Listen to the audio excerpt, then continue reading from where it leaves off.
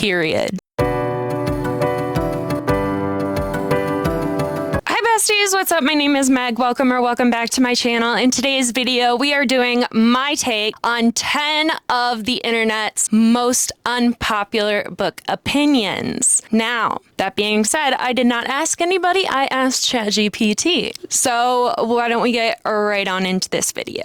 One of the answers that ChatGPT gave me was that annotating doesn't necessarily make you smarter, it's just more or so for aesthetic purposes. I have to say I am half and half on this one. Now, the reason I say that I'm half and half is because when I was in high school, I used to annotate our texts that we were given quite often. So I remember marking up the text in the Great Gatsby because at that point in time, we had to do like a fishbowl and like discuss everything amongst ourselves. And I remember marking up my text so thoroughly. My teacher was so impressed, like everything like that. All right, here's another one that I guess you could say is controversial because everybody has their own opinion on it. Audiobooks absolutely count as reading. Arguing otherwise is elitist nonsense. And I have to say I agree. I'm the type of person, especially because I'm an artistic mind, so I love to wood burn, I love to paint, I love to draw. I'm into coloring, I'm into that kind of thing. If I want to go for a walk or whatever with my dog, like audiobooks are great for that sense of purpose, or even for car rides. Like I remember going on a 6-hour long car ride down to Carbondale, Illinois, and I had a blast listening to my audiobook like the entire time. Another one that ChatGPT made known to me is that reading 100+ books a year often means that you're skimming and not engaged in the book. I 100% disagree, and I can say that for a fact because of the fact that I read 105 books in 2025. Now, that number honestly was mind-boggling to me, just making that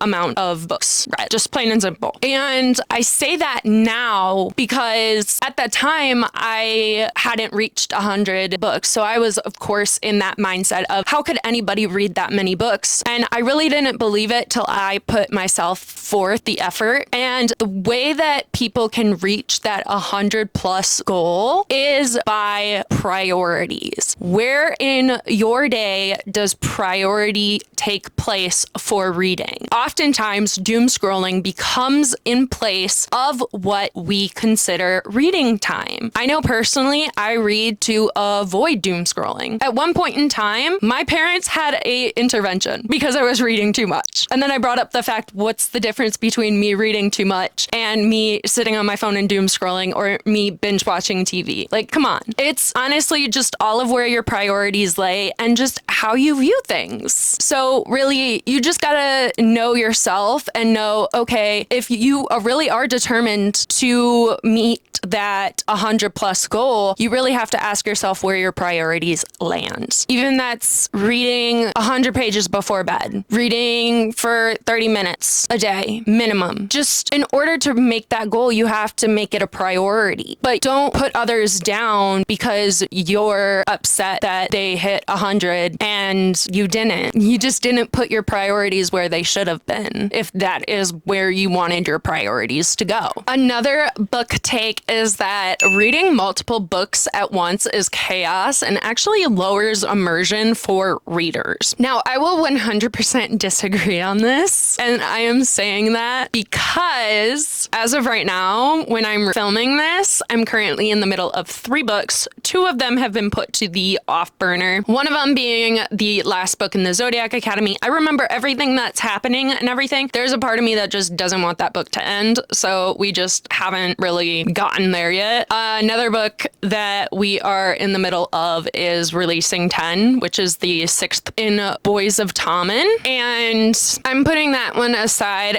It's for a video. Granted, I will finish that video soon. However, it was just hitting too close to home and it just wasn't something that was very comforting, and I know that it's supposed to hurt. So we're really taking our time with that. We just haven't decided that we want to face that battle hill yet, but we are in the middle of it. So So, and then right now, I just got halfway in the Fallen in the Kiss of Dusk by Carissa Broadbent, and I am reading that one for fun. There are some times that I'll be in the middle of books for fun and then books for my channel for reading vlogs that I film. Sometimes I'm able to take the books that I read for fun and then carry them over into a reading vlog, but it kind of all depends upon the reading vlog that I choose. This one kind of, I can see crying over books on camera is sometimes performative. I will say that at times I do agree. It can feel that way. However, there are certain times, like when I was filming my Boys of Tommen vlogs and I was reading, I filmed myself reading for probably like 20-30 minutes. And sometimes during those moments in time, I was crying. And then sometimes I was trying to make an update and I'm still crying. So I don't want to say that it's performative because it's really not. I was genuinely crying. I was not making it a performance in any way. I just happened to catch it on camera. So I can see how it could be labeled off as performative, but it really isn't. I promise. As someone who cries on camera, I try my hardest to not cry on camera because I'm such an ugly crier, but sometimes it just doesn't work out that way. That's just not how the cookie crumbles. That's just not how it goes sometimes. Another bookish opinion that ChatGPT gave me was that algorithm-friendly reviews have replaced honest ones. I say that I want to agree with this, and that's because I feel like people are too afraid sometimes to give an honest review if they hate a book. However, I also feel that if a book is genuinely starting to take off on BookTok, BookTube, Bookstagram, whatever platform it may be, that a honest review will get smothered by an algorithm-friendly one that is trying to boost that book up. So it just kind of all depends upon how you look at it. Another one is that sprayed edges don't make the book better. It just makes it more expensive. I 100% agree. I like sprayed edges. However, it's kind of getting to a point where it's like, really? Do we need sprayed edges? Like, do we really need sprayed edges? Like, some of them I genuinely like, but then there's some that have designs and stuff that I'm like, okay, really? Like, we could have gotten just a regular book done with this and we would have been just fine. So honestly, I genuinely think that at this point in time that sprayed edges aren't necessary, and I kind of wish that we would just bring back regular pages. I have a lot of books that do have sprayed edges, I will say that. Some of them are very nice and some of them are very pretty. However, ones that are just solid colors, hello, what are we doing? Another one is you don't have to read classics to be what's considered a real reader. What makes a reader a reader? Hello,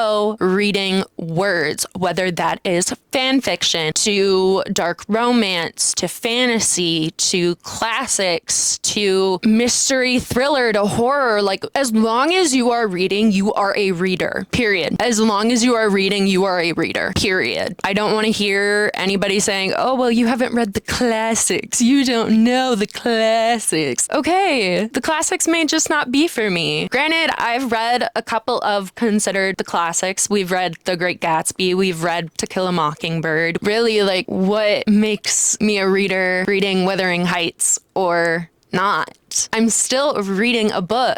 I'm still absorbing material. I'm getting immersed in a world that is not related to the one that I live. How is that not making me a reader? Make it make sense. Another opinion that ChatGPT gave was that saying I only read blank genre limits your reading taste. I 100% agree, because I used to be one of those people. I used to be one of those people growing up. I would read more so mystery thriller because I used to be like, oh, I'm too dumb to understand fantasy. I used to genuinely put myself down saying that I was just too stupid enough to understand fantasy, just because it seemed hard. And I limited myself for a long period of time. And that hurt me and my reading tastes. Now that I've opened up the possibility of, well, let me just try the genre. Let me just try and see if I can understand it. If I can't understand a certain fantasy world, that is perfectly fine. Put that book down, go on to the next book, try a different one. But now fantasy is one of my favorite genres, and I don't know what to do with that. Fantasy takes up most of my reading tastes. And now I want to get more into literary fiction and horror and all of these other genres that I used to be like, oh, I just don't understand them. Like, really? The only person you're limiting at that point is yourself. And don't you dare put someone else down for what they read. Don't you dare. No, no, no. Bad, bad, bad. All right. I'm going to end this video here with the biggest bookish opinion that I found that I only have one response to. And that's beautiful prose doesn't make up for the lack of nothing happening. My response, period. I was reading a book that did have some beautiful prose. However, the writing itself was bad. It was bad. I couldn't even get 3 chapters in. It was bad. And at certain points in time, it did have beautiful prose, but that didn't make up for the bad writing that it did have and did contain. And that the fact that the writing didn't flow nicely together and everything like that, I just couldn't deal with it. So I put the book down. I put the book away. I was frustrated with it. So it has beautiful prose here and there, but has bad writing or bad plot structure. I'm sorry. It doesn't make up for the fact that you have beautiful prose here and there. Make it make sense. Anyways, that is all for what we have from our take on ChatGPT's bookish opinions. Thank you guys so much for watching today's video. I hope you did enjoy. Do all of the YouTube things you know how to do, and I will see you in a bit. Bye!